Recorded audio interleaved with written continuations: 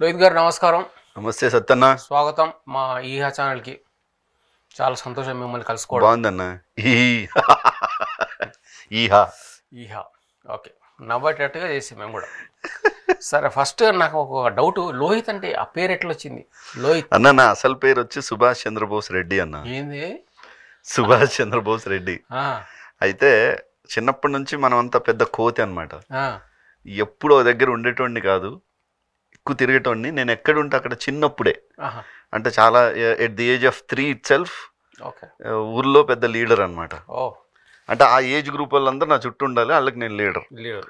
So అప్పుడు మా తాత నా పేరు మార్చేసాడు. ఇది కాదు, ఇడు లోకానికి హితం చెప్పేవాడు అవ్వాలి, అందుకని లోహిత్ అని పెడదామని అలా పేరు మార్చాడు చిన్నప్పుడే. నేను మూడో సంవత్సరం ఉన్నప్పుడే, నేను మూడో క్లాస్ చదువుతున్నా. తొందరగా మాటలు వచ్చినాయి, మన గోల భరించలేక ఈ కోతిగాడిని బయట ఉంటే కష్టం అని చెప్పి మా అన్నను నన్ను ఇద్దరిని కలిపి ఒకేసారి స్కూల్కి పంపారు. అట్లా అన్న నేను ఇద్దరం classmates. At the age of 3 I was studying 3rd class. So అప్పుడు స్కూల్ రిజిస్టర్లో లోహిత్ అని పేరు మారింది. ఆయన ఇన్స్పెక్టర్ ఆఫ్ స్కూల్స్ ఉండే ఆ రోజుల్లోనే. ఇంత వెరైటీ పేరు ఎట్లా వచ్చింది ఆ ఏజ్ గ్రూప్ లో అప్పుడు అని నా ఉద్దేశం. బాగుంది, వెరైటీగా ఉంది. సుభాష్ చంద్రబోస్ యాక్చువల్గా లోహిత్ అని పెట్టుకున్నాం, చిన్నప్పటి నుంచే పెట్టుకున్నాం. అయితే ఇప్పుడు నాకేంటంటే మొత్తం మీ 4 స్టేజెస్ కావాలి.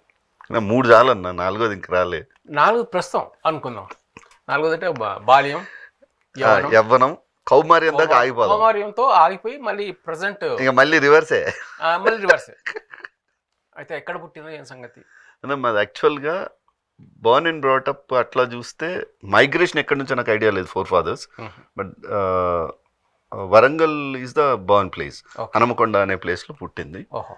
సో చదువుకుంది ప్రైమరీ స్కూల్, ఆ ఎడ్యుకేషన్ అంతా వచ్చి పెద్దమడూరు అన్న ఒక విలేజ్, అక్కడే హనుమకొండ దగ్గర, జనగాంకి దగ్గర ఉంటుంది. 7th క్లాస్ వరకు అక్కడ చదివి. ఆ ఊర్లో 7th ఉంది.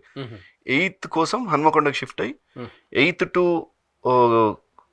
డిగ్రీ వరకు హనుమకొండలో చేశాను. Then PG diploma in public relation చేయడం కోసం హైదరాబాద్ షిఫ్ట్ అయినా. ఇంకా అక్కడ నుంచి ఇక్కడే ఉండిపోయినా. అసలు నీ qualification? So I did BA English literature, then PG diploma in public relations, then PG diploma in theatre arts, then PG diploma in spoken English in conversation. ఇది దాని తర్వాత executive master diploma in business administration అనేది ఒకటి చేశాను. పాలిటిక్స్లో PG ఏముందా? ఉంటే రేవంత్ రెడ్డికి ఒకసారి వస్తావేమో పోటీగా. చిన్నప్పుడు రాజకీయ రైకూడదు కదా, చిన్నప్పటి నుంచి గ్యాంగ్ మెయింటైన్ చేయడం వేరు, పాలిటిక్స్ మెయింటైన్ చేయడం వేరా. రాజకీయాలు అంత ఈజీ కాదన్న. అచ్చా, రాజకీయాలు అంటే నాకు ఇంట్రెస్ట్ ఉన్నా, నేను I always prefer that I'm a king maker. I doesn't want be a king. నేను రాజుని అవ్వాలనుకోవట్లే, యు ఆర్ మేకర్ అంతే. కానీ నేను డిస్కషన్లో ఎక్కడన్నా నన్ను కూర్చోబెడితే పాలసీ రిలేటెడ్ కూడా డెప్త్ దాకా డిస్కస్ చేస్తా. అంటే నేను ఏదైనా ఎట్లా ఆలోచిస్తానంటే, ఇప్పుడు సపోజ్ మీరే అనుకోండి, రేవంత్ గారి టీంలో ఒక యంగ్ ఏజ్లో సీఎం కావాలనే ఒకే ఒక ఇదితోని ముఖ్యమంత్రి అయిన వ్యక్తి రేవంత్ రెడ్డి గారు. అంత గొప్ప ప్లేస్లో ఉన్న ఆయనకి సంబంధించిన అడ్వైజరీ, ఇప్పుడు ఆయనకి అడ్వైజర్స్ ఉంటారు కదా, చాలామంది ఉంటారు, చెప్పేవాళ్ళు ఉంటారు, ఆయన ఆలోచిస్తాడు, లేకపోతే ఆ స్థాయికి రాడు కదా, అంత ఈజీ కాదు. ఆ స్థాయికి వచ్చిన మనిషి ని చాలామంది విమర్శిస్తున్నారు అంటే, అరే ఆ విమర్శించే పరిస్థితి లేకుండా చూసుకుంటే బాగుండు, ఇలా చేస్తే బాగుండు, లేకపోతే ఆయనకి ఈ సూచనలు ఇచ్చే వాళ్ళు ఉంటే బాగుండు అని అనిపిస్తుంది నాకు. నేను ఆ కొంత కోటరీలో ఉన్నప్పుడు ఆయనకు దగ్గరగా ఉన్న కొంతమందితో నేను డిస్కస్ చేసినప్పుడు చెప్తా, అరే మీరు ఆయనతో రోజు కలుస్తారు కదా, మీ బుర్రలు ఏమైనాయి ఆయనకు చెప్పొచ్చు కదా అని అప్పుడప్పుడు మాడుతూ ఉంటా. కానీ బట్ వాళ్ళకున్న ఇదేంటో మనకు తెలియదు కదా, వాళ్ళకు కొన్ని రిజర్వేషన్స్ ఉంటాయి, వాళ్ళు కొన్ని చేయగలుగుతారు, కొన్ని చేయలేరు. ఇప్పుడు పిచ్చాపాటి మనం ఎక్కడైనా ఎన్నైనా మాడుకోవచ్చు, ఆ పొజిషన్లు ఉంటే కానీ తెలియదు. కానీ బట్ డెఫినెట్గా ఆయన ఆ ప్లేస్కి చేరుకున్న వ్యక్తి గొప్ప పనులు మాత్రం చేయొచ్చు అనేది నేను విశ్వసిస్తా. At that age it's not that easy. So చిన్న పాలిటిక్స్ క్వశ్చన్ అడిగితే సార్ కింద బోర్ కొట్టినావు. ఏం పర్లేదన్న. మనం మళ్ళీ వచ్చేద్దాం మన లోగారికి. అయితే మీ స్కూలింగ్ లైఫ్ గురించి చెప్దాం. చిన్నప్పుడు యు ఆర్ ది కింగ్. నేను 3 years వయసులో 3rd class చదువుతున్నా. నేను తెలుగు మీడియమే. 7th క్లాస్ చదువుతున్నప్పుడు నన్ను ఎగ్జామ్ రాయనీయలే, ఏజ్ లేదని.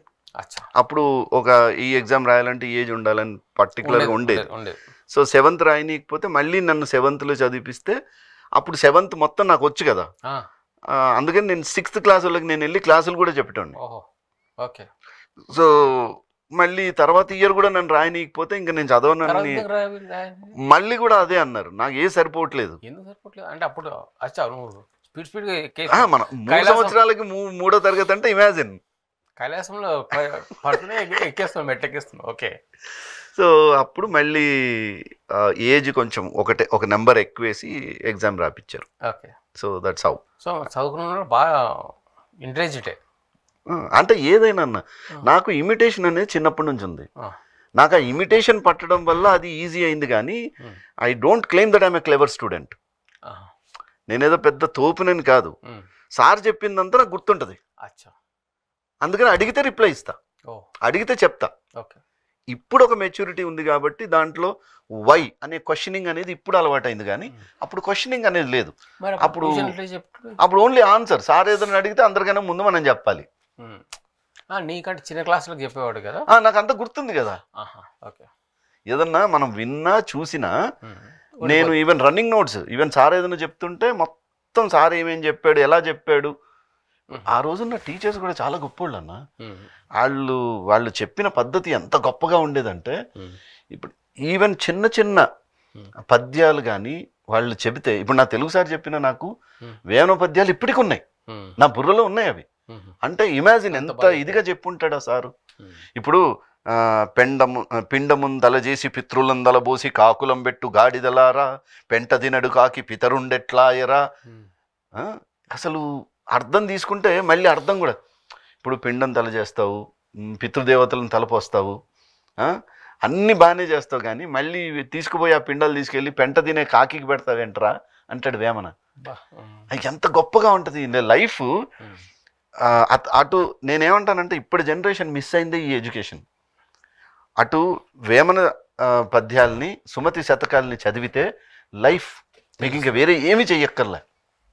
ఎక్కడ నెగ్గాలో ఎక్కడ తగ్గాలో సుమతి శతకంలో చాలా చిన్నగా చెప్తాడు. బలవంతమైన సర్పము చలిచీమల చేత చిక్కి చావదే సుమతి అంటాడు. నీకు అంతే కదా, నీకు ఎంత బలం ఉంటే ఏం లాభం, అవన్నీ గ్రూప్కి వచ్చి వేసేసినాయి అంటే నువ్వు అవుట్. సో ఇట్లాంటివి మనం ఈ జనరేషన్కి కరెక్ట్గా చెప్పగలిగి ఉంటే వీళ్ళ ఎడ్యుకేషన్ వేరే రకంగా ఉండేది. ఆ ఎడ్యుకేషన్ మిస్ అయింది కాబట్టి ఇప్పుడు జరిగే చాలా దారుణాలకి మనం ఎగ్జాంపుల్స్ అయి కూర్చున్నాం.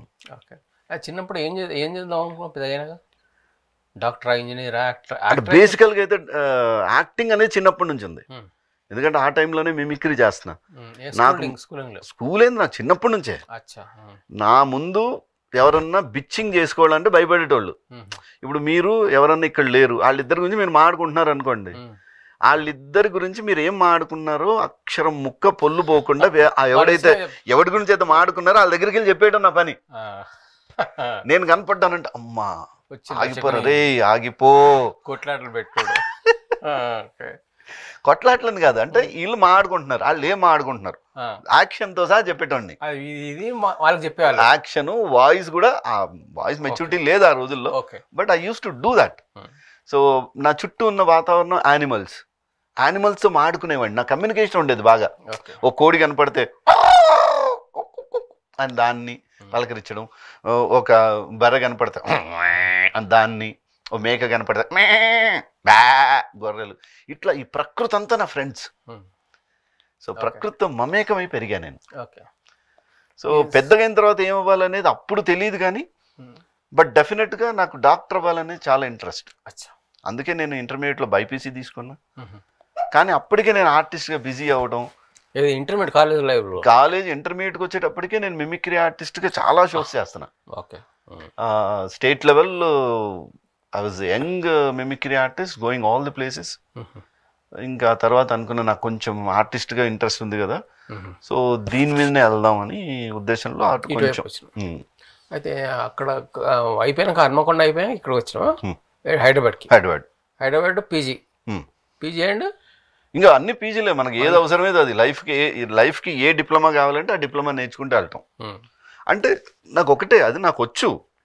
కానీ రేపు అడుగుతారు కదా, ఆర్ యూ క్వాలిఫైడ్ అని ఎవరన్నా అన్నారు అనుకోండి, అప్పుడు మీరు ఏం చూపించాలి?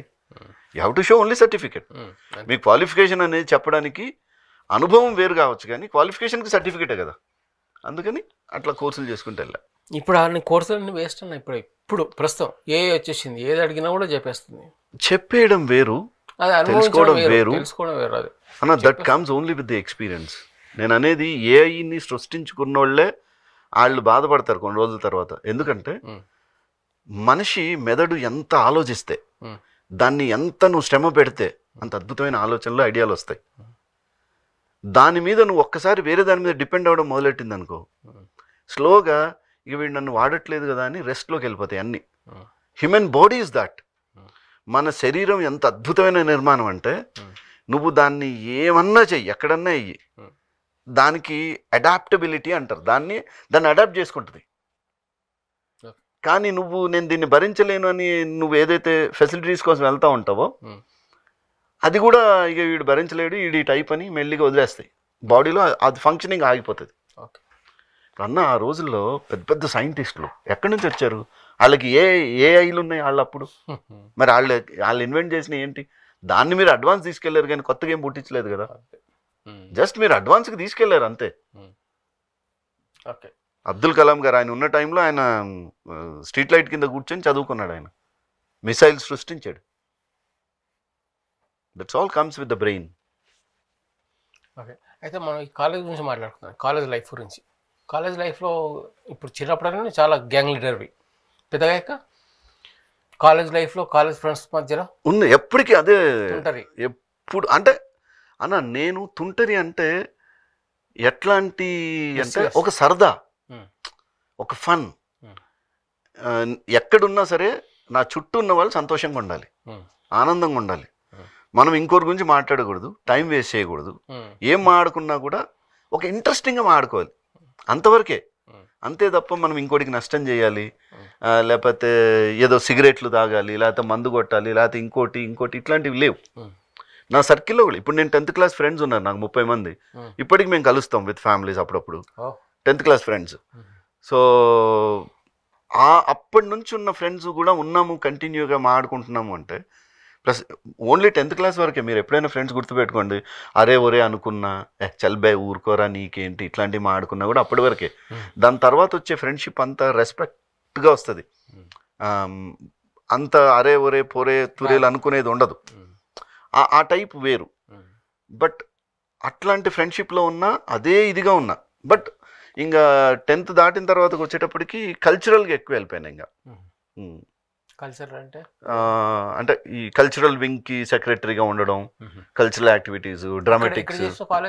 Arts and science college Warangal. హైదరాబాద్కి వచ్చినాక ఇక్కడ అంతా పీజీ స్టడీస్ నావి. అక్కడ కో ఎడ్యుకేషన్ కాదు, డిగ్రీ కో ఎడ్యుకేషనే. డిగ్రీ కోనే. డిగ్రీలో ఎనీ స్టోరీస్ కాలేజ్ స్టోరీస్ లేవు కానీ బయట స్టోరీస్ ఉంటాయి కదా. ఆ మాత్రం వయసులో ఉన్నప్పుడు ఆ మాత్రం ఉండవా? ఇప్పుడు ఎందుకంటే మన చూడగానే అనుకుంటారు ఇటు బాగున్నాడు కదా అనుకుంటారు. అప్పుడు మనకి కొంచెం బాగా క్రేజ్. ఆ క్రేజ్ ని అలా మెయింటైన్ చేసేవాళ్ళం. పవన్ కళ్యాణ్ గారు ఇండస్ట్రీలో ఉన్నారు కానీ అప్పుడు మనమే కదా అక్కడ పవన్ కళ్యాణ్. సో అంటే యూజువల్గా అందరూ అప్పుడు నేను కొంచెం కమల్ హాసన్ గారిని ఎక్కువ ఇమిటేట్ చేస్తుండే. సో చూడగానే అందరూ పెద్ద కమల్ హాసన్ అనేటవాళ్ళు. ఇక మనం కూడా అట్లనే ఫీల్ అయ్యి ఆ పోజులు అవి అన్నీ అట్లనే ఉంటుండే. So that was only an attraction kind of thing. మళ్ళీ ఫన్ అంటే ఇంకా ఇట్స్ ఓన్లీ ఆ క్రేజ్ అంతే తప్ప అమ్మాయిల స్టోరీస్ ఎనీథింగ్ అట్లేం లేవు. అంటే of course they were close to me and still they are close to me. అట్లా అంతే తప్ప ఎప్పుడు మనం వాళ్ళ వ్యక్తిగత జీవితాల్లోకి తొంగి చూడలేదు. వివర్ ఆ డిసిప్లిన్ అనేది ఫస్ట్ నుంచి మెయింటైన్ చేసాం. అంటే మంచి రావణుడు డీసెంట్, రోహిత్ చాలా డీసెంట్, చాలా డీసెంట్. కానీ అల్లరి చిల్లర పనులు ఏం చేయలేదు అమ్మాయిలతో. కాలేజ్ డేస్ వచ్చాయి అంటే క్లోజ్గా ఉన్నామే తప్ప అదే అన్న ఇప్పటి జనరేషన్ అనుకున్నట్టుగా ఏం లేవు ఆ రోజుల్లో. ఆ డీసెన్సీ ఎందుకు మెయింటైన్ చేసామనేది తెలియదు. అంటే మేబీ కొంచెం ఎర్లీ మెచ్యూరిటీ వచ్చిందో తెలీదు. నేను నా చుట్టూ నాకున్న ఫ్రెండ్స్ అందరితో కూడా నేను ఎంత డీసెంట్గా ఉండేవాడిని అంటే వాళ్ళు కూడా మనతో ఉంటే సెక్యూర్డ్గా ఫీల్ అవ్వాలి అనే ఒక ఇది ఉండేది నాకు. ఇప్పుడు ఆడవాళ్ళు అంటే వాళ్ళని జాగ్రత్తగా చూడాలి, వాళ్ళని బాగా చూసుకోవాలి, అంతే తప్ప వాళ్ళు ఏదో ఇది లేకపోతే వాళ్ళని అనుభవించేయాలి ఇట్లాంటి ఇది కాదు. అనుభవించేలా కాదు నా ఉద్దేశం. అంటే బాగుంది, అమ్మాయి బాగుంది, ప్రేమించేద్దాం ఆ జోనర్లో కూడా ఎందుకో లేవు. అంటే there were too many attractions. ఒక్కటైతే ఏమన్నా ఉండేదేమో. సో ఎక్కువ మంది ఉండేటప్పటికి మనకు ఎవరు అనేది ఉండదు కదా, మనం చూస్ చేసుకోలేము కదా. అంటే అప్పుడు సినిమాలు ఏమైనా చేసేవాడా ఆ ఏజ్లో? సినిమాలు చూడడమే తప్ప అప్పుడు చేయలేదు కదా ఏమి. అప్పుడు ఎవరు యాక్టర్ ఎక్కువ సినిమాలు చూసేవాడు? అందరు సినిమాలు చూసేటోడిని. రామారావు గారు, నాగేశ్వరరావు గారు, కృష్ణ, శోభన్ బాబు, ఆ తర్వాత జనరేషన్కి వచ్చాడు. But I was admirer to Kamal Haasan. Like Kamal Haasan గారిని ఎంత అంటే నాకు ఇప్పుడు మీరు కమల్ హాసన్ అంటే నేను పూనేస్తాడు నాకు వాయిస్తో సహా. నేను ఇలా మేముందు ఉండటం అనేది నాకు నిజంగా చాలా గొప్పగా ఉంది. I never imagined that I'm going to sit in front of Satana and talking in he has studios for an interview. One day definitely people should recognize and talk to me about all these things. So ఇది ఇప్పటిది. ఆ రోజుల్లో ఇంకొంచెం అంతే base. అంటే first Balasubrahmanyam గారు కదా చెప్పేది dubbing, ఆ తర్వాత తను చెప్పుకున్నారు సొంతగా. సో అప్పుడు హీరోయిన్ ఎవరంటే ఇష్టం? కమల్ హాసన్, ఎన్టీ రామారావు, కృష్ణ, అందరినీ చూసేవాడిని నన్ను. అట్లేం లేదు. ఎందుకో పర్టికులర్గా ఒక హీరోయిన్ తీసుకెళ్ళి ఆ ఇంట్లో గోడకు బొమ్మలు అతికించుకోవడాలు లేవు, అట్లాంటివి ఏం లేవు. మనకు ఆడవాళ్ళు అంటేనే అందంగా ఉంటారని నా ఉద్దేశం. ప్రతి ఆడవాళ్ళు అందంగానే ఉంటారన్నా. వాళ్ళు అందంగా కనపడలేదు మీకంటే తయారవడంలో లోపమే. You bring any girl to me, ఒక మేకోవర్ స్టూడియోకి తీసుకెళ్ళి నేను మేకోవర్ చేపిస్తా, మీరే ఆశ్చర్యపోతారు. ఏమైనా కాదా అని వాళ్ళు తయారవడం తెలియలే వాళ్ళకి, అంతే. అదర్ హెయిర్ స్టైలింగ్ రాలేదో, మేకప్ స్టైలింగ్ రాలేదో, కనుబొమ్మలు చేసుకోవడం రాలేదో, లేకపోతే లుక్, అంతే తప్ప otherwise every one looks beautiful. Every girl is beautiful. మరి పెళ్ళి అనేది ఎప్పుడు జరిగింది? నేను యాక్చువల్గా 19-20 years నుంచి మొదలెట్టినా నేను నాకు పెళ్లి చేయమని. మా ఇంట్లో గొడవ చేస్తే ఎందుకు గొడవ పెట్టాం? ఎందుకో నాకు పెళ్ళి అంటే ఇష్టం. ఓకే, ఇప్పుడు కూడా ఇష్టం ఉందా? పెళ్లి తర్వాత ఇంకేం ఇష్టాలు ఉంటాయి? పెళ్ళి అంటే ఇష్టం, ఇప్పుడు భార్య అంటే ఇష్టం. సో అయితే ఇంకా మా అన్నయ్యకు పెళ్ళి అవ్వలేదు కదా, ఫస్ట్ అన్నయ్యకి కావాలరా, లేకపోతే ముందు నువ్వు చేసుకుంటే తర్వాత పెద్దోడికి ఎందుకు చేయలేదు అంటారు, అది ఇదంటే మరి అన్నయ్యం చేసుకోమని. అన్నయ్య నువ్వు పెళ్ళి ఎప్పుడు చేసుకుంటావు రోజు అడిగేటోండి. అరే నా కెరీర్ మీద నాకు కొంచెం ఇది ఉందిరా, నువ్వేంటరా నా వెనకాల పడ్డావు అంటే, ఆయన అప్పుడు అన్ని కాంపిటీషన్స్కి ఎగ్జామ్స్ అన్నీ ప్రిపేర్ అవుతుండే, సివిల్స్ అవి ఇవన్నీ రాస్తుండే. ఆయన నా బాధపడలేక ఆయన నా కోసం ఒక ఉద్యోగంలో చేరి ఆయన ఫస్ట్ పెళ్లి చేసుకున్నాడు. ఇప్పుడు ఏం చేస్తున్నాడు ఆయన? Is DTO, district treasury officer, Hanamkonda.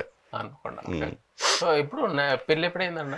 నాది ఐ గాట్ మ్యారేజ్ ఇన్ 1994.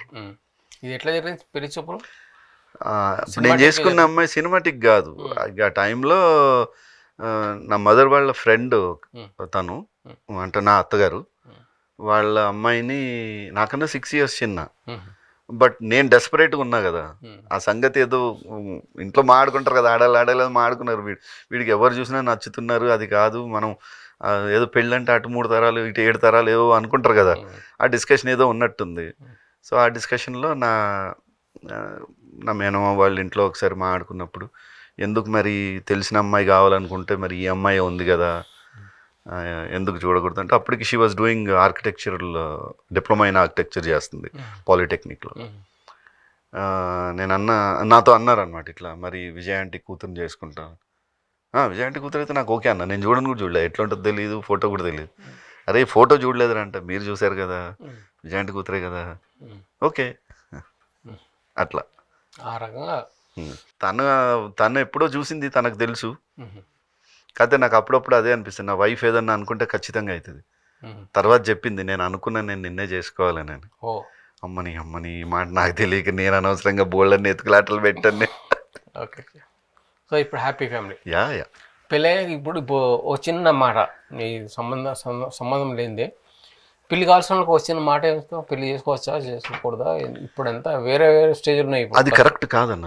ఇప్పుడున్న ట్రెండ్ ఏమనుకుంటున్నారు అంటే, పెళ్ళి వద్దు అనుకుంటున్నారు, పిల్లలు వద్దు అనుకుంటున్నారు, లివింగ్ టుగెదర్ అనుకుంటున్నారు. లివింగ్ టుగెదర్ నీకు తెలిసి ఇంకా 4-5 రకాలు ఉన్నాయి దాంట్లో. అదే అంటున్నా, కో లివింగ్ అంటున్నారు. ఇవన్నీ ఎండ్ ఆఫ్ ది డే వాళ్ళకి ఇప్పుడు తెలీదు. పెళ్ళంటే కేవలం ఒక ఇద్దరు ట్రావెలింగ్ అనుకుంటారు, కానీ దానివల్ల మీకు ఏర్పడేది ఒక కుటుంబం కావచ్చు. కానీ ఒక ఏజ్ తర్వాత నీకంటూ ఒక ఏజ్ తర్వాత అని మీరు అంటున్నారు. ఇప్పుడు అంత ఏజ్ లేదు, అంత టైం లేదు అంటున్నారు. అంత టైం ఎందుకు లేదు? వీడు ఏం చేస్తాడు? రేపైతే చచ్చిపోడు కదా. ఇప్పుడు అన్న వాళ్ళకి అదే అంటున్నా, ఆ ఆలోచన నీకు you need to have a companion. నీ కోసం ఎదురు చూసేవాళ్ళు, నీ కోసం మాట్లాడేవాళ్ళు. అన్న నువ్వు ఇంట్లో ఉన్నప్పుడు సడన్గా నీకు ఏదన్నా ఆపద వచ్చినప్పుడు నీ పక్కన ఉండేవాళ్ళు ఎవరు? నీ పక్కన నీ కోసం ఇది చేసేవాళ్ళు ఎవరు? నీ కోసం సేవ చేసేవాళ్ళు ఎవరు? నా అనుకునేవాళ్ళు. నా అనుకునేది కేవలం భార్యనే. కాబట్టే భార్యాభర్తల సంబంధం, ఆ అనుబంధం చాలా గొప్పది. దాన్ని మీరు వద్దు అనుకుంటే మాత్రం సృష్టిని ఆపినట్టు లెక్క. ఇప్పుడు జనరేషన్ వాళ్ళు ఎవరైనా ఈ మాట చూస్తున్నారు అనుకో, లోయ్ చాలా ఓల్డ్ మాట్లాడు. నేను ఇప్పటికి I go with the trend. I doesn't mean నేను ఇప్పటికీ అందరితో ఇప్పుడు ట్రెండ్ వేరుగా ఉంది. అదే అంటున్నా, ఆ ట్రెండ్నే నేనేమంటున్నా, వాళ్ళకి ఇప్పుడు తెలీదు. క్షణికంగా ఒక ఆనందం కోసం మీరు చేసే పనులు బాగానే ఉంటుండొచ్చు, కానీ అది ఆ రోజుకి సరిపోద్ది. ఆ రోజు ఆనందాన్ని మీరు లైఫ్ టైంకి తీసుకుంటే చాలా కష్టం అన్న. మీరు కేవలం శారీరక అవసరం మాత్రమే చూస్తున్నారు ఈ రోజును, ఒక మానసిక అనుబంధం కోసం చూడట్లే. మనతో ప్రతిదీ షేర్ చేసుకునేది కేవలం భార్య షేర్ చేసుకునేది భర్తతోని. భర్త భార్య మధ్య ఓళ్ళను ఉంటాయి, ఇష్టాలు వేరు, డిబేట్స్ వేరు, గొడవలు వేరు, మీకు జోకులన్నీ వస్తాయి. అరే నిన్నటి వరకు బాగానే ఉన్నాడు, ఇప్పుడు లేడు అంటే ఆ పెళ్ళయింది, ఇట్లా మాడుకుంటారు కదా. ఇన్సిడెంట్ కూడా జరిగింది, భార్య ఇక్కడ హనుమాన్కి వెళ్ళి భర్తని చంపేసింది. ఎంత టూ మచ్ అన్నది. ప్రేమ కొన్ని పెళ్లి చేసుకున్నది. దాని మీద నిన్న ఒక జోక్ కూడా పెట్టాడు అటు ఇన్స్టాలో. వాడు ఏం చేశాడు, ఒక అబ్బాయి ఇద్దరు నడుచుకుంటూ వస్తుంటే అమ్మాయి అంది, ఎదురుగా వచ్చి ఒక అబ్బాయిని చూసి, అరే ఇతను నా హస్బెండ్ నా ఎదురుగా వస్తున్నాడని. ఆ తర్వాత హస్బెండ్ పోయి కాళ్ళు పట్టుకొని, దయచేసి నన్ను ఏమనకు, కావాలంటే నువ్వు వాడితోనే ఉండు అని బతలాడుతున్నాడు. అంటే ఆఖరికి పరిస్థితి నీ ఇష్టానికి ఇంకో ప్రాణం తీయాల్సిన అవసరం. ఇప్పుడు ఆ అమ్మాయికి ఉన్న మెంటాలిటీకి ఇప్పుడు ఈ ఇంటర్వ్యూ చేస్తుంది అనుకోండి, ఇది నువ్వు చెప్పే మాటలు ఆమె ఏమనుకుంటది, నచ్చకపోవచ్చు. ఈడు ఏంది ఇలా మాట్లాడాను. నేను అనేది నీకు నిజంగానే వాడితో ముందు పరిచయం ఉండి వాడితో ఉండాలనుకున్నప్పుడు వీడిని ఎందుకు చేసుకున్నావు? నువ్వు చేసుకోవాల్సిన అవసరం ఏంటి? అదే బలవంత పెడితే చేసుకుంటావు, చేసుకొని చంపించేస్తావు. తర్వాత ఏమైంది నీ లైఫ్? తర్వాత ఆలోచించావా ఏమవుద్ది? వాడు జైలుకు పోతాడు, నువ్వు జైలుకు పోతావు. ఎండ్ ఆఫ్ ది డే ఏం చేస్తారు మీరు? ఏమనుకొని మీరు ఇన్ని లేపేశారు అన్న. తర్వాత నీకు నెక్స్ట్ స్టెప్ ఆలోచించవచ్చు కదా అన్న. నెక్స్ట్ స్టెప్ ఎప్పుడైతే ఆలోచించారో అట్లాంటి వాళ్ళందరూ ఈ పనులు చేస్తారు. తర్వాత నెక్స్ట్ స్టెప్ ఆలోచించుకుంటే తెలిసి ఉండేది కదా.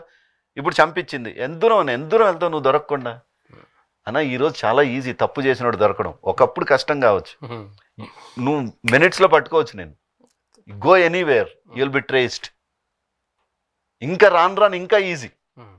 నీ బ్రెయిన్లో ఏమనుకుంటున్నావు అన్న, ఈ రోజున నువ్వు ఏం మాడుకుంటున్నావో నీ ఫోన్ వింటుంది, విని అదే నీకు సజెషన్స్ ఇస్తుంది. నువ్వు ఫోన్లో ఏదైనా ఒకటి చూస్తే అన్నీ అవే ఎందుకు వస్తున్నాయి? Because your microphone is on, nothing is hidden. రేపు ప్రతిదీ ఓపెన్ అయిన రోజున మనం అంత ఈజీ కాదు. ప్లస్ అట్లాంటి మానసిక స్థితిని మనం ఎలా అర్థం చేసుకోవాల్సి వస్తుందంటే, సైకాలజీలో అది క్రిమినల్ మెంటాలిటీ అంటాం దాన్ని. అంటే వాళ్ళు మామూలుగానే కనపడి మామూలుగానే ఉండి మనతో మామూలుగా బిహేవ్ చేసి తర్వాత వాళ్ళు చేయాలనుకున్నది చేయడం, దానికి ఒక స్కెచ్. ఆ స్కెచ్లో అమాయకంగా దొరికిపోతారు. అందుకే పెళ్లి చేసుకునేటప్పుడు సంబంధాలు చూసేది ఎందుకు దగ్గరలో చూస్తారంటే అప్పుడు ఇవన్నీ ఉండవు అని. ఇప్పుడేమో మ్యాట్రిమోనీలో పెట్టుకుంటాం. ఆడు అంతకుముందు వాడి చరిత్ర తెలియదు, ఆడు అంతకుముందు ఎన్ని పెళ్ళిళ్ళు చేసుకున్నాడో తెలియదు, లేకపోతే ఆవిడ ఎంతమందికి ఇదైందో కూడా తెలియదు. సో జాతకాలు కూడా ఎందుకు చూస్తారన్న? జాతకాలు అంటే కేవలం కలవమని కాదు, కొన్ని జాతకాల ప్రకారం వాళ్ళకి విపరీతాలు అనేవి ఉంటాయి. అవి అవసరాలు కావచ్చు, ఇంకోటి కావచ్చు. అవన్నీ మ్యాచ్ అవుతాయా లేవా అని చూస్తారు. ఇప్పుడు చూసేవాళ్ళు చూస్తారు, ఇప్పటికీ చూస్తున్నారు. కానీ కొన్ని ఇట్లాంటివి జరగడం అంటే ఒకప్పుడు కూడా ఉండిండొచ్చు, ఇట్లాంటివి ఇంతకుముందు కూడా ఉన్నాయి. కానీ విపరీతాలకు వచ్చేటప్పటికి ఇప్పుడు మనకి మీడియా అవైలబుల్గా ఉంది, ప్రతిదీ ఫోకస్డ్ ఉన్నాం కాబట్టి న్యూస్ అవుతుంది. ఇంతకుముందు కూడా ఉన్నాయి ఇట్లాంటివి, లేవని ఏం లేదు. అక్రమ సంబంధం అనేది మొదటి నుంచి ఉంది.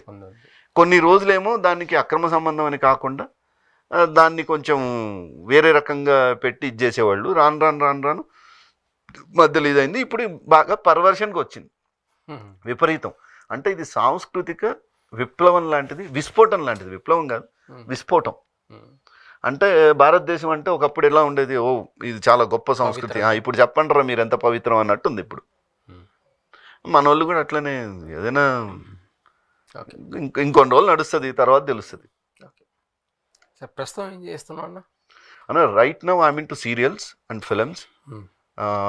తర్వాత ఐఎమ్ ఆల్సో బిజినెస్ కన్సల్టెంట్. 2-3 కంపెనీలకి నేను వాళ్ళకి కోర్ మీటింగ్స్లో నేను అడ్వైజరీగా ఉంటా. ఇది ఎట్లాంటిది అంటే, సపోజ్ నాకున్న ఎక్స్పీరియన్స్, కార్పొరేట్ ఎక్స్పీరియన్స్, లైక్ నేను ఇంతకుముందు సహారా ఇండియా గ్రూప్లో పనిచేసేవాడిని, రీజనల్ మేనేజర్గా పనిచేసి బయటకు వచ్చా. ఈ ఫీల్డ్లో ఉంటూ చేసుకుంటూ వచ్చా. తర్వాత ల్యాంకో గ్రూపర్స్ కంపెనీలో కూడా చేశాను. వాళ్ళకి డిప్యూటీ మేనేజర్ పిఆర్గా ఉండేవాడిని, బ్రాండ్ అంబాసిడర్గా ఉండేవాడిని. సో ఈ ఒక 20 years ఆఫ్ కార్పొరేట్ ఎక్స్పీరియన్స్ ఉంది నాకు. సో దాన్ని బేస్ చేసుకుని నేను మోటివేషనల్గా ఉంటా. How to motivate, how to encourage brand creation, brand value, brand promotion, ఇట్లాంటి యాక్టివిటీస్ అన్నిటికి సంబంధించి ఉంటా. అంటే నేను ఆమె master trainer in skill India. అంటే ప్రజెంట్ ఎక్కడ ఉన్నావు, దేంట్లో చేస్తున్నావు? ఇప్పుడు నేను ఫుల్ టైం వచ్చి వెల్గ్రో అని ఒక కంపెనీ ఉంది, Wellgrow commerce private limited. Wellgrow is a completely marketing based company. So దీని మీద మీరు ఈ ప్లాట్ఫామ్లో దాదాపు 100,000 మంది టీం ఉంటారు. ఎనీ ప్రోడక్ట్ అంటే ఇన్నోవేటివ్గా తయారైన ఏ ప్రోడక్ట్ అయినా సరే వెల్గ్రోకి మీరు అటాచ్ చేస్తే వెల్గ్రో విల్ మార్కెట్ ఇట్. ఏదైనా ప్రొడక్షన్ అనేది ఈజీ ఎవరికైనా, కానీ మార్కెటింగే కష్టం. సో దానికి మార్కెటింగ్ టూల్స్ ఎట్లా రెడీ చేస్తామంటే, ఈ ప్రోడక్ట్ ఏంది, దీని విజిబిలిటీ ఏంది, దీని రీచబిలిటీ ఏంది, అంటే బిజినెస్ టు బిజినెసా, బిజినెస్ టు కస్టమరా, ఇవన్నీ మేము గ్రాఫ్ అంతా రెడీ చేసి నేను వాళ్ళకి ట్రైనింగ్ ఇస్తా. ఆ ట్రైనింగ్ ఇచ్చిన వాళ్ళందరూ మళ్ళీ మార్కెట్లోకి వెళ్ళి వాళ్ళు కస్టమర్స్ని డీల్ చేయడం, ఇట్లాంటివన్నీ నడుస్తాయి. That is one business. ఇట్లా అదర్వైజ్ ఇంకా ఫ్రాంచైజీస్ రిలేటెడ్, ఇప్పుడు నా ఫ్రెండ్కే ఇద్దరికి ఒక బిజినెస్ ఉంది. ఒకటి మిల్లెట్ వాలా ఫుడ్స్ అని ఒకటి ఉంది, హైదరాబాద్ చాయ్ అడ్డా అని ఒకటి ఉంది. అండ్ ఫ్రాంచైజీ, దీనికి సంబంధించి ఎవరైనా ఫ్రాంచైజీస్ కావాలంటే వాళ్ళకి రూట్ అవుట్ చేయటం, వాళ్ళకి మోటివేషన్ చేయటం, సో ఎంపవర్మెంట్ కావాలంటే క్రియేట్ చేయటం. అది కాకుండా ఇప్పుడు కొన్ని అమెరికన్ ఆర్గనైజేషన్స్ ఉన్నాయి మనకి, ఆట అమెరికాలో ఉండే ఆర్గనైజేషన్స్. ఇప్పుడు అమెరికాకి వెళ్ళాలని చాలామందికి ఇంట్రెస్ట్ ఉంటుంది, కానీ వెళ్ళిన తర్వాత డూస్ అండ్ డోంట్స్ ఏందో అదే ముందే తెలుసుకుంటే బెటర్ కదా అని. సో వాళ్ళకి కెరీర్ గైడెన్స్, కౌన్సిలింగ్, ఇంట్రెస్ట్ ఉంది రప్పించుకోవడానికి. ఓకే, అదే సైడ్. ఇంకా సో అదర్వైజ్ ఇంకా నేను ఈ విషయం నాకు తెలియదు, అంటే ఓన్లీ మాకు స్క్రీన్ మీద కనిపిస్తున్నా కాబట్టి, అంటే సీరియల్లో, సినిమాల్లో అంతే. అంటే నేనేంటంటే నేను I don't waste my time. నేను ప్రతి గంటకి ఇంకొక కొత్త యాక్టివిటీ నా మీద ఉంటుంది, నేను దాన్ని డీటెయిల్డ్గా స్టడీ చేసి దాని మీద మాట్లాడుతాను అనమాట.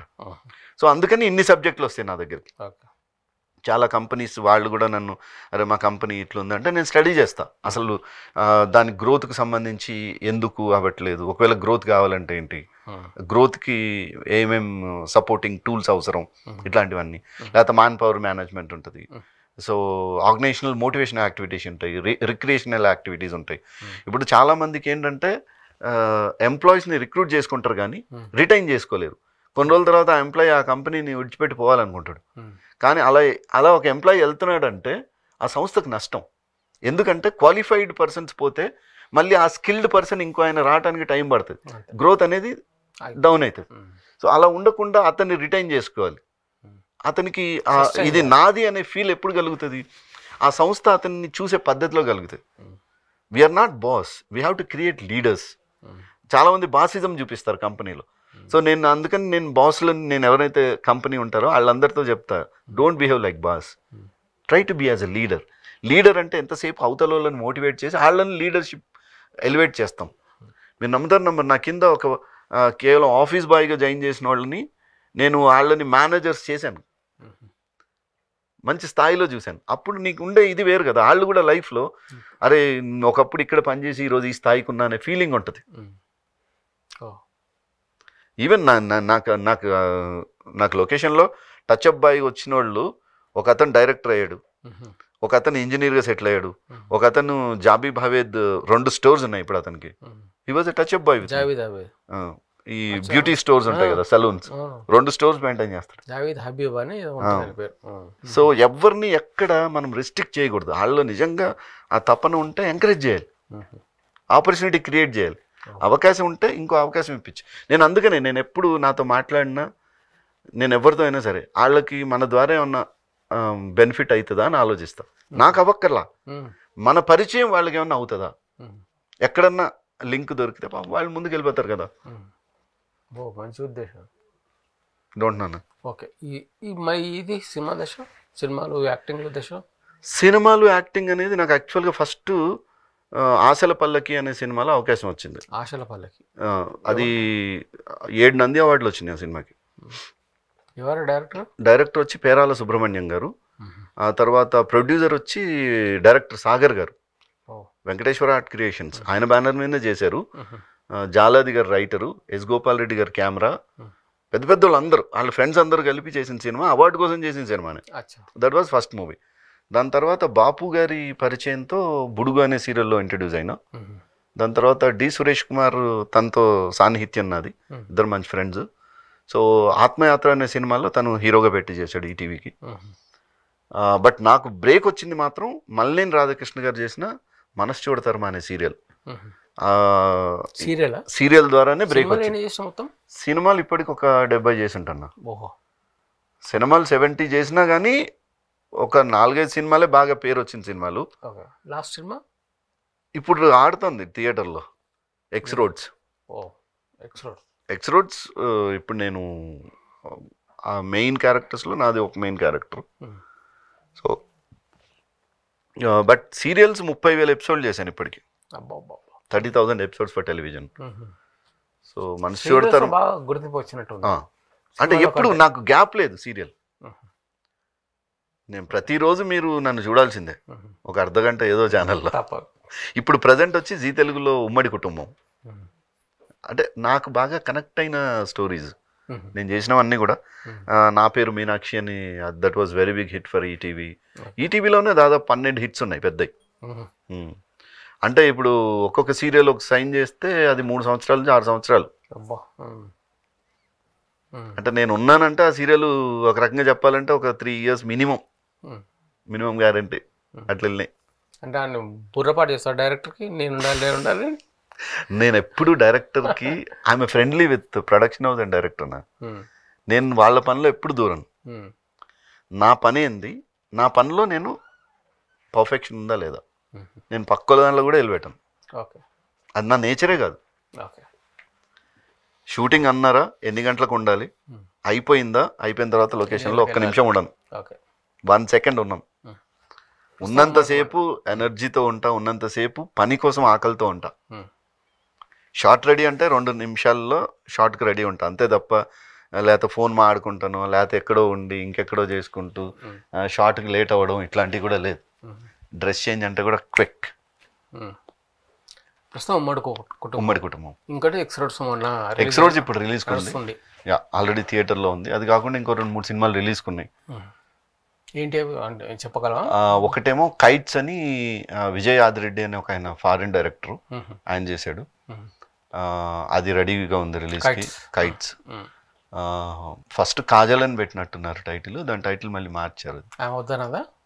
ఆమె వద్దన్నదా కాజల్? ఏం తెలియదు నాకు, అది ఐడియా లేదు. అట్లేం లేదు, కాజల్ నేమ్ ఎవరైనా పెట్టుకోవచ్చేమో. దాని తర్వాత యద్భావం తద్భవతి అని ఇంకొక సినిమా, అది వరుణ్ సందేశ్ హీరో, నేను విలన్. ఎవరు డైరెక్టర్? రమేష్ జక్కాల అని అతను చేశారు. రమేష్ జక్కాల్, ఓకే. అదో సినిమా రెడీగా ఉంది. ఆ తర్వాత ఇంకో 2 సినిమాలు ఉన్నాయి, అవి కూడా ఆల్మోస్ట్ డబ్బింగ్ కంప్లీట్ చేసి ఉన్నా నేను. ఐ హేట్ మ్యారేజ్ అని ఒక సినిమా చేశాను. ఏంటది? I hate marriage. ఓకే. అంటే ఇప్పుడు ట్రెండ్ అనుకోండి, ఇంకా ఓకే, పెళ్ళంటే ఇష్టం లేదు కదా. మొత్తం సభ్యంగా చేస్తున్నాం, అన్ని ప్రోగ్రాంలు బిజీగా ఉంటున్నాం. I keep my self, I love to be busy. నేను బిజీగా ఉండడానికే ఇష్టపడతా, అందరినీ బిజీగా ఉంచడానికి ఇష్టపడతా. అట్లాంటి వాళ్ళతోనే కూర్చుంటా. అనవసరంగా ఉట్టిగానే సోది, టైం పాసు, గప్పింగ్, గాసిప్పింగ్ అంటే నాతో కాదు. మీ గురించి ఒక మైనస్ పాయింట్ ఏదన్నా చెప్పండి. అందరినీ తొందరగా నమ్ముతా. సో అట్లా నేను నష్టపోయిన సందర్భాలు చాలా ఉన్నాయి. బట్ స్టిల్ నాకేం రిగ్రెట్స్ ఏమి ఉండవు దాంతో. నష్టపోయినా కదా మరి రిగ్రెట్స్ ఉండవా? ఏం ఉండవు, ఎందుకంటే నేనే కదా నష్టపోయింది. నమ్మింది నేనే, నష్టపోయింది నేనే. ఏముంది, అదొకటే మైనస్. ఇంకేమైనా ఉన్నాయా? అంతే. అది మార్చుకోవాలి అనుకుంటే అది కష్టమేమో, ట్రై చేశాను నేను. కానీ ఏదది అంటే నన్ను ఎవరన్నా ఇప్పుడు చాలామంది వాళ్ళ ఎమోషనల్గా ఏదో చెప్పి హెల్ప్ తీసుకోవడానికి ట్రై చేస్తారు. నాకు తెలుసు వాళ్ళు నన్ను ఎమోషనల్గా నన్ను బైండ్ ఓవర్ చేస్తున్నారు అని తెలుసు. అయినా సరే పోన్లే వాళ్ళ అవసరం ఏదో ఉండుంటుంది అనుకుంటా. అది కూడా మంచిదేనా, ప్లస్సే. మైనస్ ఏమైనా చెప్తామో అని చెప్పి నేను చూస్తున్నా. That's only thing. అదర్వైజ్ పెద్ద ఏం అంటే నేను ఎవరి నష్టం కోరుకోను. ఫస్ట్ ఆఫ్ ఆల్ అందరూ బాగుండాలనుకుంటే కాబట్టి నాకు ప్రాబ్లం ఉండదు.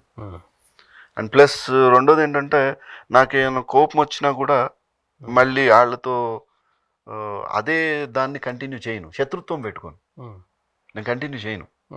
ఇప్పుడు నాకు మీకు ఏదైనా ఒక దాని మీద డిబేట్ అయింది, అభిప్రాయ భేదాలు వచ్చినాయి. ఆ భేదం ఎంత దాకా వెళ్ళిందంటే ఏమనుకుంటున్నాను నీ సంగతి ఏంది అనేదాకా పోయినా కూడా తర్వాత మళ్ళీ నేనే మాట్లాడతానేమో మీతోని, అన్నా నువ్వు అలా ఉండాల్సింది కాదేమో కదా, నాదే తప్పు అయింటది, మాదే తప్పు, ఓకే పోనీ వదిలేయి, నీకు అది కరెక్ట్ అనిపించింది కదా, నీకే అంత స్ట్రాంగ్ అది కరెక్ట్ అనిపిస్తుంది అంటే నువ్వే కరెక్ట్ ఏమో నేనే తప్పేమో, అంతే తప్ప దాన్ని తెంచుకోవాలని చూడను. తెగితే కష్టం అని అతుక్కోవడం. Human relations are very strange. ఇప్పుడు మనం నా ఇదేంటంటే చాలామంది వాళ్ళ తప్పులు చూస్తారు, నేను వాళ్ళ తప్పులు చూడను. వాళ్ళలో ఒప్పులు కూడా ఉండవు కదా, నాకు ఆ ఒప్పుల వరకే నేను చూసుకుంటా. ఇప్పుడు నా ఫ్రెండ్స్లో చాలా మంది ఉన్నారు. ఇప్పుడు ఈ మధ్య కాలంలో ఒప్పులు తప్పులేని అన్న నీలో తప్పులు ఏం లేవు, నాకేం తెలుసు నీ తప్పులు, కానీ ఒప్పులు అంటావా? నేను నిన్ను దాదాపు ఒక 15-20 సంవత్సరాలు చూస్తున్నా. నాకు ఎవడి గోలవాడిది సినిమా అప్పుడు ఫస్ట్ ఇంటర్వ్యూలు చేసింది మీరు, లగడపాటి శ్రీధర్ గారితో వచ్చినప్పుడు. అప్పుడు మీరిద్దరు కలిసి ఉన్నారు. నేను యాక్చువల్గా మీ గురించి కూడా చెప్తా, సత్తన్న దాసన్న అని మీ ఇద్దరు ఉండేవాడు. నాకు జోడీలు అంటే ఇష్టం, నాకు ఎప్పుడన్నా సపరేట్ అయితే నాకు ఇష్టం అనిపించదు. నేను మీకు తెలుసో తెలియదు, you call Dasan and Das అన్న, మీరు ఇద్దరు కలిసినప్పుడు బాగుండేది అన్నా నేను ఎన్నోసార్లు. అంటే I want the people to be unite. నాకు అరే వాళ్ళు విడిపోయారు అంటే నాకు కష్టం అనిపిస్తుంది. అదే ప్రోగ్రామ్ సపరేట్ చేసుకుంటున్నారు, బట్ కలిసి ఇంకోటి చేస్తే బాగుండు, కలిసి వీళ్ళని అట్లానే యునైట్ లో వీళ్ళిద్దరి కలిపి ఉండే ఒక జోడీ లాంటిది ఏదన్నా చేస్తే బాగుండు అని అనిపిస్తుంది. అదే కరెక్టే. అంటే సినిమా ఇండస్ట్రీ కూడా మిమ్మల్ని వాళ్లే చూడండి. యాక్చువల్గా సినిమాలోనే మీ ఇద్దరికి సంబంధించి ఏదన్నా పడి ఉంటే, కరెక్ట్ గా పడి ఉంటే మీది బెస్ట్ జోడీ. నేను కూడా చాలా ఫీల్ అవుతాను. మంచి రెడీమేడ్ గా దొరికారు. ఎందుకంటే ఇంప్రూవైజేషన్ చాలా బాగుంటది.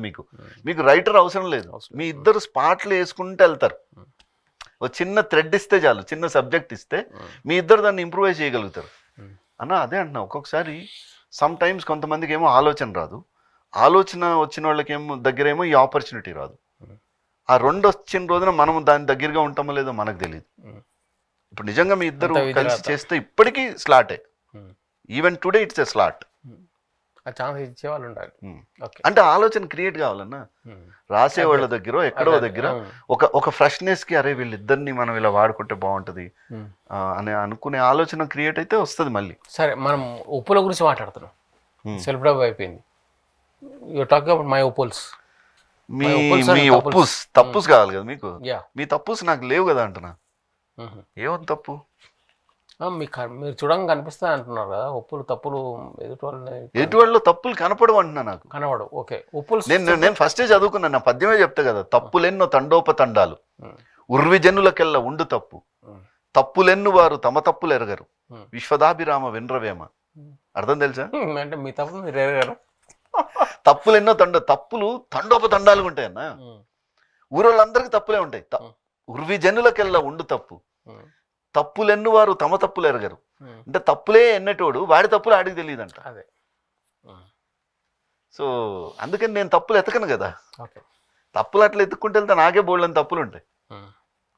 నేను తప్పు లేదని ఎట్లా అంట ఉండొచ్చు. I have so many mistakes with me because you are a human. నేను after all I am a human being. So presently సినిమాలు సీరియల్లో మీరన్న carpet style yeah Wellgrow we grow grow అవుతున్నా మీరు వెల్ గ్రో వి గ్రో. ఇంకా so future projects సినిమాలు plans ఇది అని నేను రేపటి గురించి అసలు ప్లానే చేసుకోను. రేపటి ప్లాన్ మరీ ఎక్కువ వేసుకున్నా అనుకున్నా లండన్ ఫ్లైట్ ఎక్కినట్టు ఉంటుంది. యూ నెవర్ నో ఎప్పుడు ఏ నిమిషానికి లైఫ్ నీ చేతిలోనే లేదన్న. నీ చేతిలో ఏమీ లేదు. నువ్వు అనవసరంగా ఈవెన్ దో మీ ఫ్యూచర్ ప్లాన్స్ ఏమి ఉంటాయి ఏమి ఉండొచ్చు. నేను ఒక్కటే నేనైతే I want to see of my circle ఎవరెవరైతే నాతో పరిచయం ఉన్నారో ఎవరెవరైతే నాతో పాటు ఉన్నారో ఎవరెవరైతే నాతో ట్రావెల్ చేస్తున్నారో వాళ్ళందరూ బాగుండాలి, వాళ్ళ లైఫ్లు బాగుండాలి. దానికోసం నేను ఏమేం చేయగలిగితే బాగుంటుంది, ఎట్లా తీసుకెళ్తే బాగుంటున్నప్పుడు తింటున్నప్పుడు ఏమంటే వాళ్ళు సుత్తి కొడుతున్నాడు సెల్ఫ్ డబ్బా కొడుతున్నాడు ఏదో మంచిగా అని చెప్పి ప్రూవ్ చేసుకోవాలనుకుంటున్నాడు అన్నట్టు ఉంటుంది కదా. ఉంది కదా అన్న. ఒక్కసారి లోహిత్ అనేవాడు మీరే కాల్ తీసుకోండి ఎవరికైనా సర్కిల్లో, ఇదే కదా మన సర్కిల్. సార్ మీకు లోహిత్ అనేవాడు తెలుసా సార్, ఆడి వల్ల మీకు ఏమైనా నష్టం జరిగిందా అని అడగండి. ఎవరన్నా ఏమన్నా ఆడి వల్ల మీకు ఏమైనా అన్యాయం జరిగిందా, ఆడి వల్ల మీకు ఏమైనా చెడు జరిగిందా. ఇప్పుడు నాతో పాటు 50 మంది హీరోయిన్గా యాక్ట్ చేసిన అమ్మాయిలు ఉన్నారు. ఓకే, లోహిత్ మిమ్మల్ని ఎప్పుడైనా గోకాడా గీకాడా అడగండి, నష్టమే ఉంది. యాజ్ ఎ జర్నలిస్ట్ మీరు ఏదైనా అడగచ్చు కదా, వాళ్ళు చెప్పేది వాళ్ళు చెప్తారు కదా. ఏమో ఆ 50లో ఎవరో ఒకరు చెప్పినా చెప్పచ్చు, నాకు తెలుస్తుంది కదా. ఎవరు గోకినా గుర్తుపెట్టుకో, గుర్తుపెట్టచ్చు కదా నువ్వు.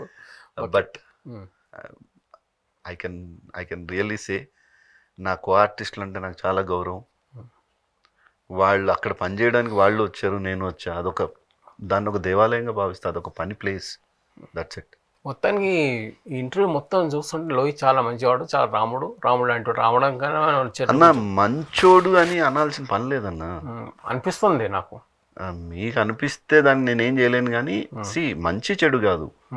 ది ఓన్లీ థింగ్ ఇస్ నేనేమనుకున్నానంటే to be the best.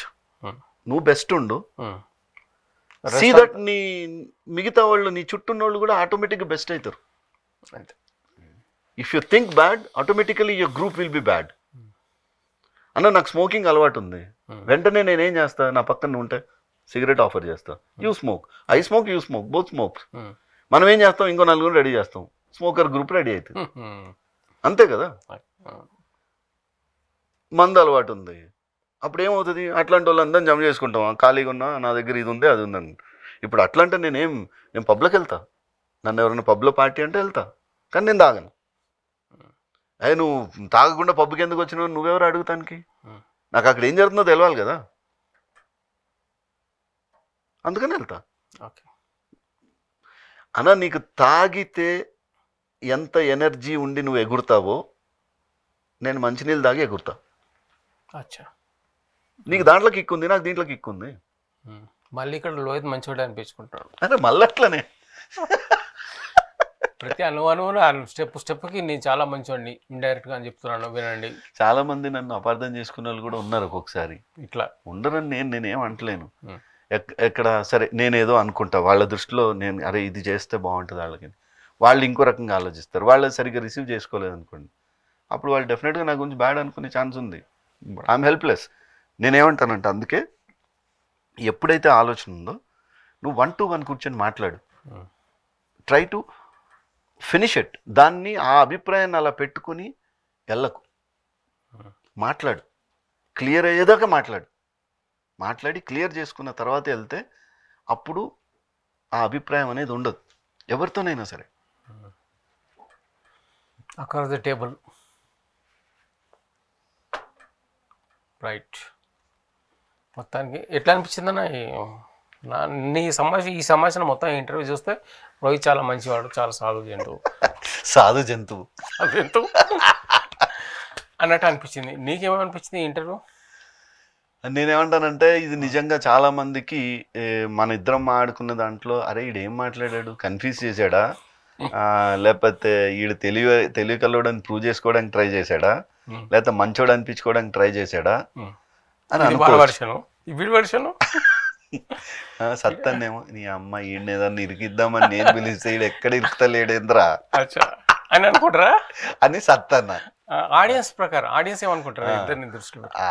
Audience కి మనం ఓపెన్ బుక్ అన్న లైఫ్ వేరే. మళ్ళీ ఇక్కడ వాళ్ళకి నిజంగా అన్ని తెలుసు. తెలియదంటూ ఏం పెద్ద దాపరికాలు ఏం లేవు, హిడెన్ ఏం లేదు. ఎందుకంటే నా లైఫ్ బ్లాక్ అండ్ వైట్ నుంచి వస్తానే ఉంది కదా, అండ్ ఎక్కడ గ్యాప్ లేదు. సచిన్ టెండూల్కర్ లాగా బ్యాటింగ్ చేస్తానే ఉన్నా. ఇప్పుడు ఎన్నిలో మీకు కమల్ హాసన్ అంటే బాగా ఇష్టం కదా, కమల్ హాసన్ కలిసిండి ఎప్పుడైనా? కలిసానన్నా. ఈ ఆల్మోస్ట్ ఒక 5-6 times ఐ మెట్ హిమ్. 4-5 సార్లు కలిసాను. ఇంద్రుడు చంద్రుడు అని ఒక మూవీ చేస్తాను. ఇంద్రుడు చంద్రుడు మూవీ టైంలో ఏవివి సత్యనారాయణ గారు దానికి కో డైరెక్టర్గా ఉన్నారు. సో సురేష్ కృష్ణ గారు డైరెక్టర్. ఆ టైంలో నాకు వెంట్రిలాక్విజంలో నేను బాగా టాప్. ఆ టైం మిమిక్రీ వెంట్రిలాక్విజం 2 కలిపి చేసేవాడిని. సో అప్పుడు పట్టాభిరామ్ గారు అబ్బాయి దాంట్లో కమల్ హాసన్కి పెద్ద కొడుకు యాక్ట్ చేశాడు. So magician Pattabhiram, psychologist Pattabhiram, writer Pattabhiram వాళ్ళ అబ్బాయి, దాంట్లో ప్రశాంత్ అబ్బాయి పేరు. కమల్ హాసన్కి పెద్ద కొడుకు అబ్బాయి. సో అప్పుడు నేను పట్టాభిరామ్ గారితో రెగ్యులర్గా ఉండేవాడిని. నేను ఆ షూటింగ్కి వెళ్ళిన టైంలో ఇంట్రడ్యూస్ చేస్తే అతనికి వెంట్రిలాక్విజం అంటే ఇంట్రెస్ట్ ఉంది కమల్ హాసన్ గారికి. సో నువ్వు ఎలా ప్రాక్టీస్ చేసావు, నేను ఎలా ప్రాక్టీస్ చేశాను, ఇది ఫస్ట్ మేము ఆడుకున్న కన్వర్జేషన్. సో మాకేంటంటే లిప్ మూమెంట్ ఉండకూడదు వెంట్రిలాక్విజంలో. We have to throw voice. Hello hello ఏం చేస్తున్నావు, బాగానే ఉన్నా, నువ్వెలా ఉన్నా, నేను బాగానే ఉన్నా. సో ఇట్లా ఉండేది. సో లిప్ మూమెంట్ కనబడకుండా లిప్ అనేది కొంచెం త్రో చేసుకుంటూ మాట్లాడాలి. దానికోసం మిస్డైరెక్షన్ కోసం మేము కర్చీఫో లేకపోతే బొమ్మనో ఏదో పెట్టుకున్నాడు. హలో హలో ఇగో దాసన్న కాదు సత్తన్న, అదే కరెక్ట్, నువ్వే కరెక్ట్, ఇట్లా ఇది ఇట్లా త్రో చేస్తాం. సో ఆయన దాన్ని ప్రాక్టీస్ ఎలా చేశాడు అనేది ఆయన చెప్పాడు. సో ఆయన ఇది ఇంద్రుడు చంద్రుడు అది అంతులేని కథ కాదు, అదే ఇది కథ కాదు, ఇది కథ కాదు, సారీ ఇది కథ కాదు.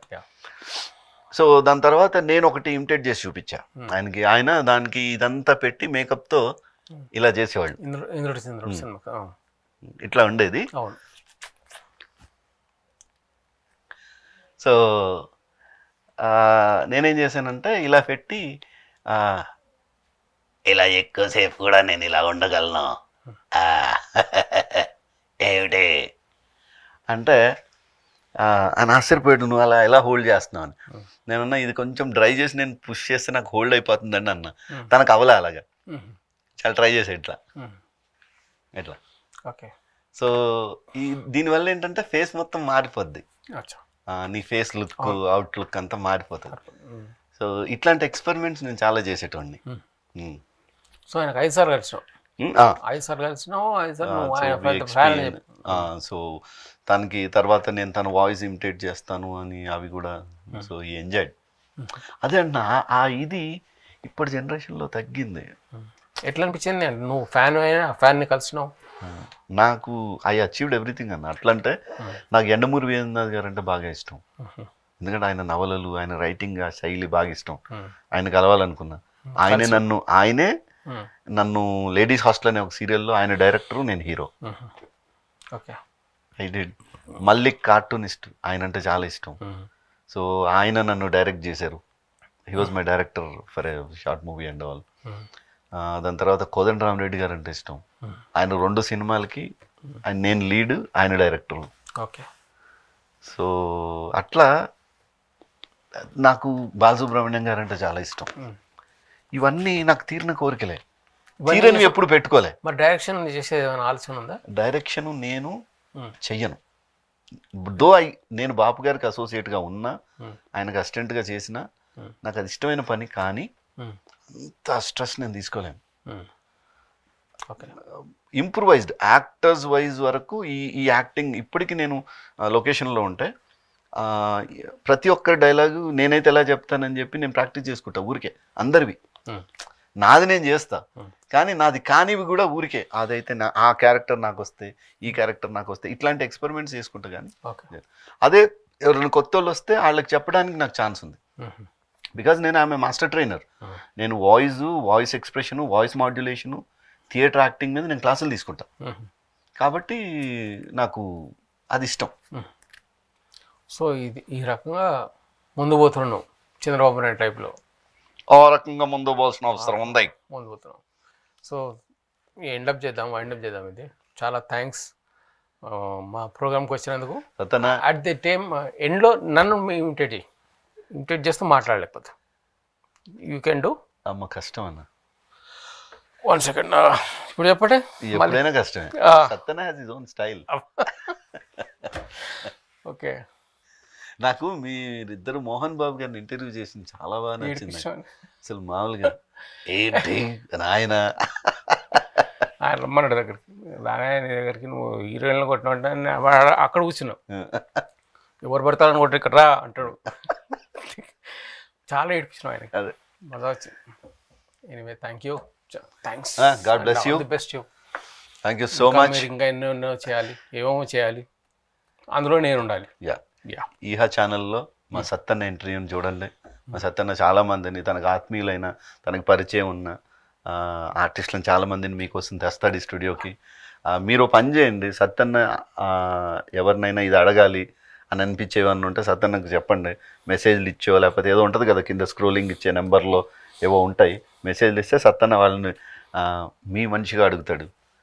ఏమన్నా కడిగేటివి ఉంటే కూడా ఇచ్చేయండి, కడుగుతాడు కూడా, తక్కువ ఏం కాదు. థ్యాంక్ యూ అన్న. Thank you very much. Right. God bless you. Yeah.